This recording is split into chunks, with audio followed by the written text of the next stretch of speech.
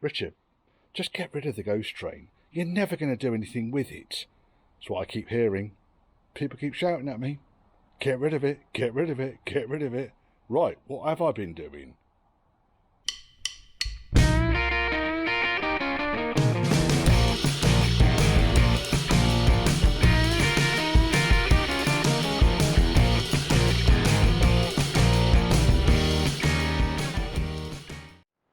Well, that's slightly different, isn't it? Right, okay. So, all I've done is unscrewed about 5 ton of checker plate off the back end here. This frame here actually looks quite useful, except for the fact it's squeezing the breather hose, but it does sit on the mountings, and it might be something usable that I could put underneath the boot floor as a load bed. I'm not sure if it's the right height yet, but it's removable, as you can see. But it does look, oh, do you know what, that doesn't look too bad, does it? Now, Rare Cross member, similarly, it's a fucking great big lump of box section which someone's welded bits onto. Now I'm going to take it off the vehicle, really, because otherwise I'm just going to bang into it every single time I walk past it, and it's just going to cause me to swear, because it is more or less around kind of knee height. And I don't know if you've ever done it. I don't recommend it. As far as the chassis is concerned, it don't look bad, I'll be honest. I'll give it a damn good scrape over. Obviously this is not original here. This is mainly just paint and wax. Oh, there's a hole there. Look, there's a hole there. Just found a hole. But it's not the end of the world. I can fix this. Sills, well, they're just a shambles. So once these boxes come off, seats come out, I shall put standard sills back on it again. Rebuild the body frame up. But again, the body frame, the B-pillar. Okay, they've done a bit of work on the inside edge of the B-pillar. Don't know what they've done there. It looks like they've just welded big lumps onto it. It doesn't look exactly as it should, but that's largely because the outer sill's missing and they've welded it to the inner sill, not the outer sill. It depends what you want out of it, really, but I want something that I can use for my business, I think. And having yanked it all apart like this, I can now I can start to see, it was a nice bit of domestic twin core wiring there, look at that.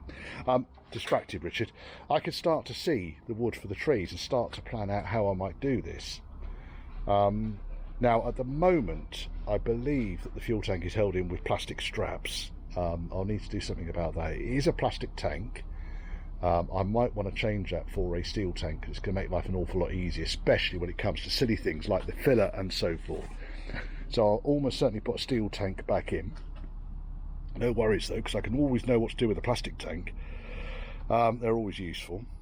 And then really, whether I make up the box at the back, basically the wheel arch and everything, because I've got wheel arches that will go there, and then I've got the inner wing, and then I've got the outer wing. The corners I'm going to take off this, because otherwise it's a bit too much, really, a bit scrap. I've seen a lot worse. I've seen a lot better. We're going to de-checker plate the whole damn thing though. As far as the cab is concerned, I was thinking about doing something with this, but what I'll probably end up doing is working on this back edge of the B-pillar top to bottom and boxing the cab. It'll give me an extra couple of inches behind the seats, but there's enough room down there for squashy bags and tools and so forth. This door suddenly decided it doesn't like shutting, probably because I've been taking it all apart. But yes, I've absolutely no idea. I think that was probably, I'll tell you what that was the interior light wiring. So God knows how they isolated that, just wrapped it around it really. Loom is factory original, looks fairly standard, except for a world of chop blocks, mud, domestic cabling, etc.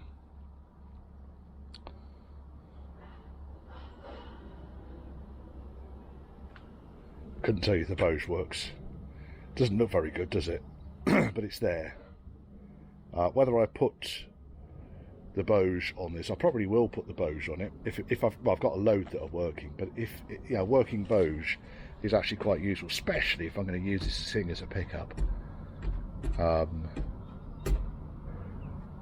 quite pleased so far.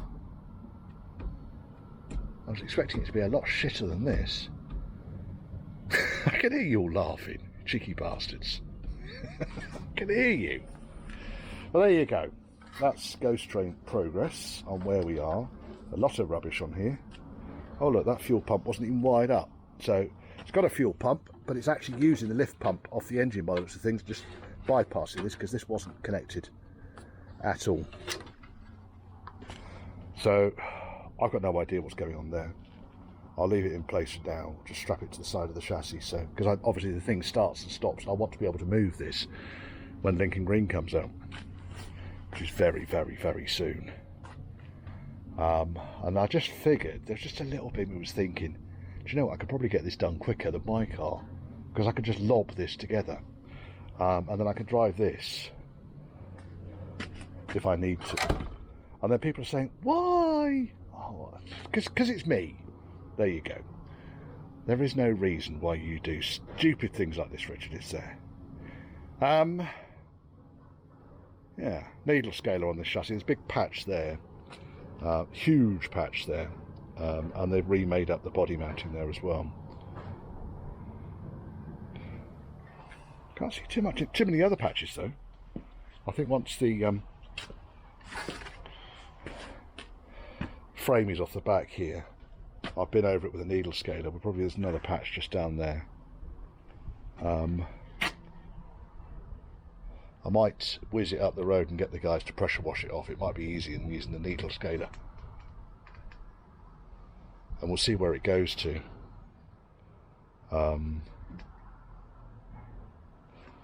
Yeah, I think. Oh, it was connected. Look, there's the wire. So that's the fuel pump. So the fuel pump was connected. It was connected to that. Well, that's me pretty much done for today. I'm going to order up a pair of sills, I think. And put this. So if someone at some point in the future did decide to turn it back into a car,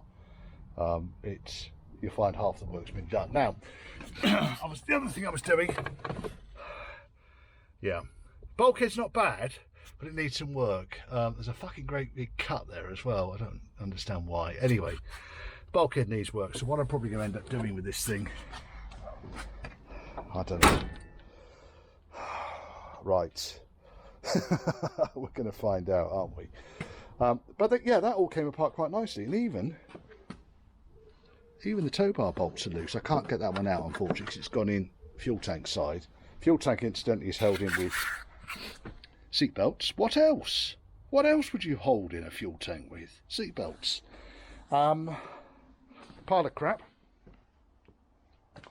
Mainly mud and stuff that's fallen off the bottom of this thing while I've been belting it. That's not exhaust, that's fuel filler. I'll wedge a bit of rag in there. Oh, there's a bit of rag there, look at that.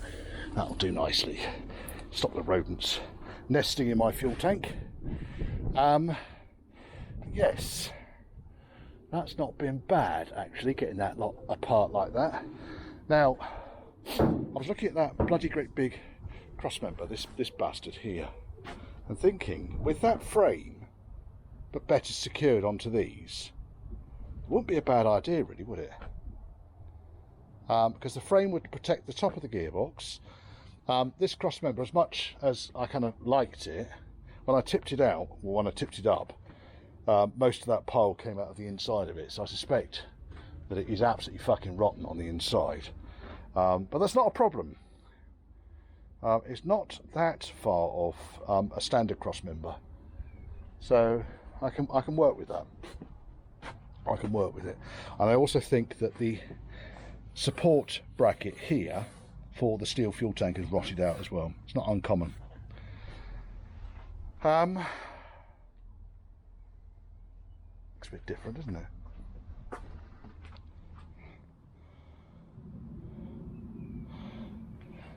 Get the sills done, make up the back of the cab, then I can do the inner wings, arches, outer wings at the back. I think. I do. I'm not a great fan of checker plate, as you well know, and sills made out of checker plate probably is not the best idea. I don't know why people insist on using it. It's really, well, I suppose because it's like there's no weight to that really, considering the amount of it. I might use some of that for the rear kind of boot area, just really to give it some sort of strength. But otherwise, if anyone wants a shitload of checker plate, there's even more fucking coming off there, I tell you, even more. But I want to really, probably before I get that lot out, I want to get this thing pressure washed off. Is my next thing to do. And the steam clean up the road will probably oblige in exchange for a bottle of scotch. And then at least I know where I am with the chassis then. With me? I hope so. Right, I'm packing up. I am packing up. I might do something with the fuel pump as well. That's how it kind of was, so it's just dangling. I might strap it up a bit tighter. And then the fuel tank is quite an early diesel specific tank, although it's got the removable whatever it is up here for the fuel tank. I'll probably be able to get that off. A nice big spider skeleton there. But it hasn't got the multi-vents that my petrol tank has got, which kind of go all over the fucking place. So it's literally just a pickup in that corner. So I'm not quite sure if that's been adapted or what, but I think what's probably going to happen is it will go back to being a steel tank, because I've got all the mounting points and everything for it. Otherwise I've got to adapt the chassis to accommodate the plastic tank, and then you have to adapt the fuel filler, and then you have to adapt this and adapt that for checker plate, and you just end up chasing your arse around in circles. Whereas if you just put a steel tank in to start off with, everything just lines up, everything's available off the shelf. Right, we're moving the ghost train project forwards a bit. So where I basically am with this, a bit of a curveball, I know, but I've sold the the interior out of it. I sold the dash, which is largely unmolested, and the two seats and the seat boxes, bearing in mind that I am going to not severely resto mod this, but I'm going to resto mod this car, and I've got a complete dash out of a 1990s Range Rover, which is destined for this car, and loom and everything. So that's pretty much the work today, is ready to strip it all out. Good Lord, I don't know where that came from. Yeah, so these things aren't particularly difficult to get apart, and I'm not going to bother videoing it because it's just more stuff for me to edit out. But now, now that the seat is out on the passenger side, well, that wasn't so difficult. I had a nice big old buzzer here. I don't know what this was for. Big fucking thing. Fairground hooter or something. All manner of extra electrics going on in here, but it still starts, and it will move forwards now, but not today. I've had enough. Go down for a gin. Hey, it's a ghost train day.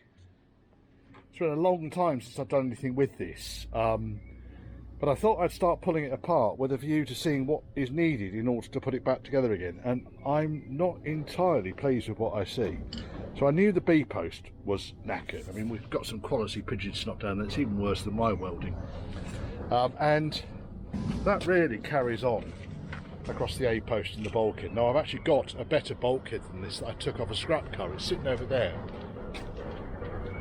The red panel over there is actually a better bulkhead than the one that's on this car. So I think if I'm gonna build it back up, I'll build it back up out of that. I really need to get the side frames off, and the inner wings as well are shot. They're just absolutely full of filler and everything else. It's just they're a mess. So I'm gonna cut the body frame up with a view to keeping certain bits in reserve. We might be able to do something with the bulkhead. I'm not convinced. I think the bulkhead's a goner. We'll see. We will see. But it's not a huge issue really, because I've got 2 other bulkheads that can possibly go onto it. So yeah, it's just been a case of trying to take things apart, working out what I'm going to keep, what I'm not. So the door that came off the driver's side is skin, is good. I could probably do something with the door skin off this side. The frame itself though is shot. If I rotate this around. Right. So my biggest problem here is along the hinge edge, where as you can see the frame has separated there along that edge. The bottom edge is probably serviceable, so I don't know, might be able to do something with it, might not, we'll see. I'm going to need to cut back areas like this and see what remains of the inner frame. If I can salvage it, I will, because it's all part of the ghost train. But that hinge edge, you can see, has split all the way down, and that's just because water's been running in. There's not a lot I can really do about that. Interestingly, pretty much every single fixing so far has come undone. I think the target, the mission here, is to get this stripped down to a bare rolling chassis, restore the chassis, see where we are with it. I've got a better bulkhead, see if I can find a better side frame, one that's complete perhaps. Don't really want to go 4-door, I want to keep it 2-door. I have got access to front inner wings. I mean, these aren't, they're not horrendous, but the headlight box is more or less gone. I mean, it's repairable. We'll see. I think once they all come apart, I'll see where I am. Up until that point, I'm going to reserve judgment on where we're going to go with this project. The objective, I think, really would be to turn it into a full-length bodied 2-door Range Rover and utilise it as a van. My business would be the idea, I think. Been busy pulling this apart today. So the objective really was to get it stripped right down to its bare bones. I really don't know what I'm going to be doing with it. I get the feeling that I'm probably going to keep the bits that are of any use off it, and put the rest on the container roof and keep the V5. It's a little bit worse than I was thinking, and the amount of effort to get this sorted out, I might as well put into one of those and use that instead. Does that make sense?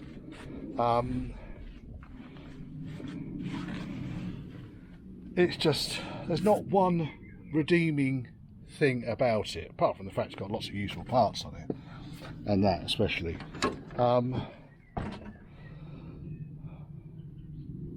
Yeah, I think is the answer. I think that is indeed the answer. Bulkhead's fucked. Gearbox cover is probably salvageable. Sills are shot. A post, B post on this side are better than they are on the other side, even though that's got a massive great patch on it. There just isn't an enormous amount of enthusiasm anymore for this thing.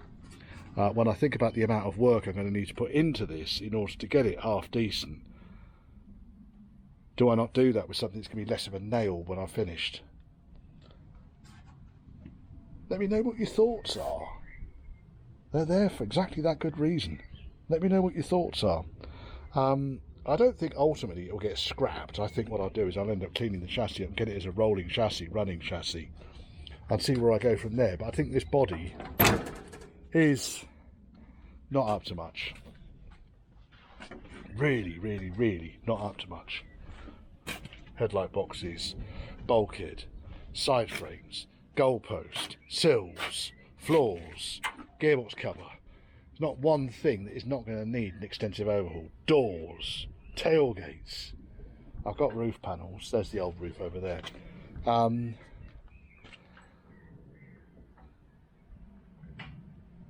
Yeah. Anyway, I'm going to continuing to get the loom out of this, because I've sold the loom and I've sold the heater. I'm not sure if the heater's going to be any good at all. Came out in one bit. There's the front to rear loom. scrap pile's growing. I've got a load of scrap to take in. Not the big red gantry post, but pretty much everything else around it is all just crap that I've been collecting around my workshop. I need to get that over to see the scrap man. Load of galv there. This is all the crap that I need to get rid of. Tons and tons and tons. It's relentless, isn't it? Nice sunny day though. Get rid of that chassis and put that chassis up there, because I don't have an ID for that chassis. I do for this one.